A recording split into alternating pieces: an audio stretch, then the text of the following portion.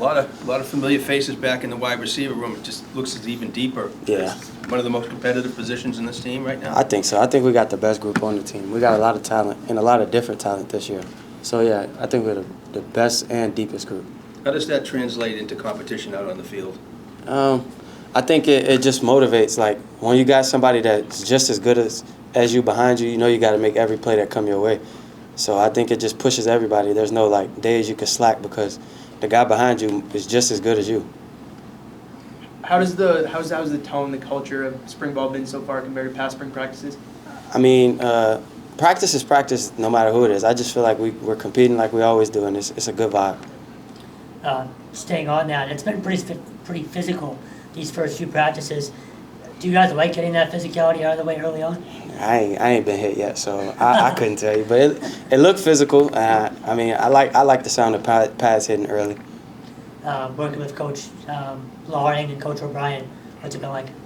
They're great football minds. They know the game well. It's good to just come in there and pick their brains about like this coverage, what to do against that coverage. Like just to learn more football, it's great to have them. Do you feel Thomas is on the edge of going into that complete quarterback, elite quarterback, elite passer as well? Yeah, I definitely think that's been his biggest step this offseason. He's been getting his feet together, and he looks good. Like I think he looks way better.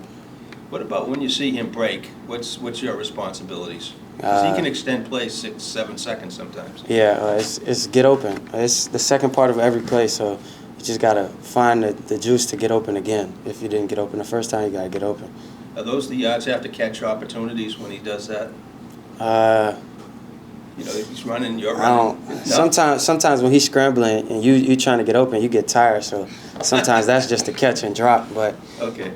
sometimes it is though because the defense is scrambling as well. So Yeah. you catch the ball, you make one guy miss, and it's a lot of grass. So. Like we talked about a little bit ago, very deep receiver room this year. How do you see your role as sort of a leader this year?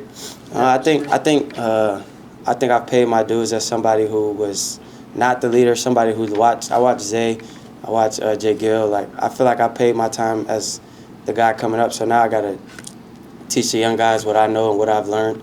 And I just feel like it's something that happens over time. You don't necessarily ask for it; it just happens. Duran Bradley coming in. What have you learned from him, if anything? And obviously he's a big target.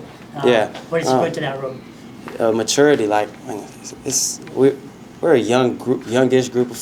Only a few guys that really play. So he just brings like that on-field maturity that you always need. It's always good to have somebody like me, him, and Dino. Like I think we're the only ones that's really played. So it's just good to have another veteran.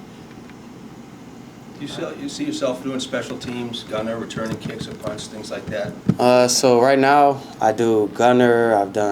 I've returned kicks. I've ran down on kickoff. I do all that. I just feel like it's something that is going to help me play at the next level.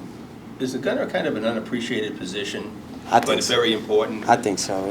It's tiring, especially when you're playing 3 downs on offense and then coming and running gunner. But it's very important. It can flip the whole game. Cool. Great Thanks, job, man. Good to see you. Good to see you. Thanks for coming in.